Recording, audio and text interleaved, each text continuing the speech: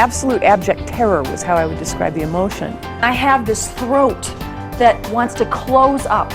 And not only does it close up, but it also gets dry. And then I go to speak and there's no saliva there to do anything with.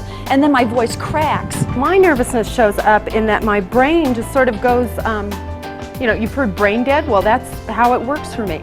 And immediately I go into this whole physical cardiac arrest. According to the Book of Lists, the fear of public speaking is the #1 phobia in America. In fact, we will say we are more afraid of speaking in public than we are of flying and of dying. I have been as afraid of speaking to groups as anyone.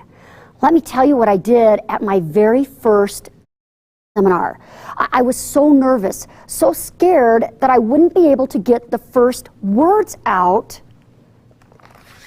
that on my workbook, I literally wrote, "Good morning, my name is Helen Sutton." This is not a proud moment that I'm sharing with you. I didn't even think I could remember my own name. My fear was that great. Let me give you an example of how this demon fear works. A friend of mine wanted to attend this program. She called me, and here's what she said. "Helen, I'm very interested in attending that program on speaking without fear and nervousness, but I'm just wondering, are we going to have to speak?" I thought, oh, what a minor detail that would be. I think we could easily expect to attend a program called Speaking Without Fear and Nervousness and never have to say a word. Fear invades your body, your mind, your mouth. It's a very powerful beast. In this program, we're going to meet this monster, fear, face to face. That creature that keeps people from expressing themselves is about to be tamed. We'll analyze fear and look closely at 5 stages of fear. Stage number 1, the fear of the possibility of being chosen to speak. You may be having a little of that right now. Are you thinking, is there any chance she's going to be calling on me here? Those of you watching this program, you're pretty safe. Stage 2, the fear that arises while planning or preparing for the presentation. Stage number 3, the fear immediately before delivering the presentation. Stage number 4, the fear during the presentation. And stage number 5, the fear after the presentation has been completed. You'll learn tips and strategies for managing each stage of fear, and we'll examine 3 specific techniques to instill nothing but confidence and passion in your mind and body. Fear does manifest itself physically as we've described, but there's some good news. We create those annoying, distracting habits, the shaking, the twitching, the perspiring, the blushing. With some awareness, knowledge, techniques, and practice, we can choose to stop them. Again, we'll harness the energy that fear produces and use it positively in our presentations.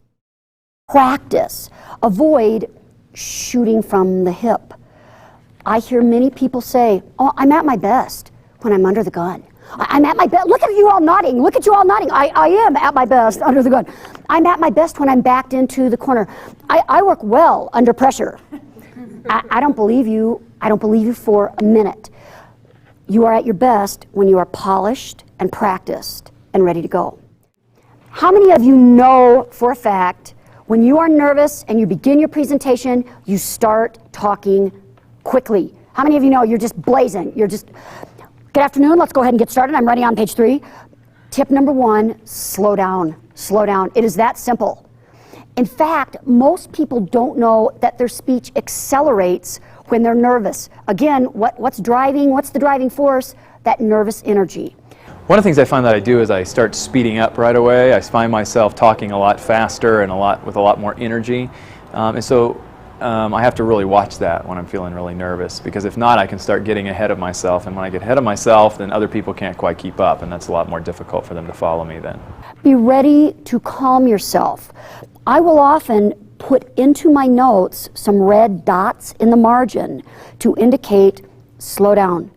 Speaking before a group allows us an opportunity to communicate our ideas, our goals, our passions, and as you heard, our souls.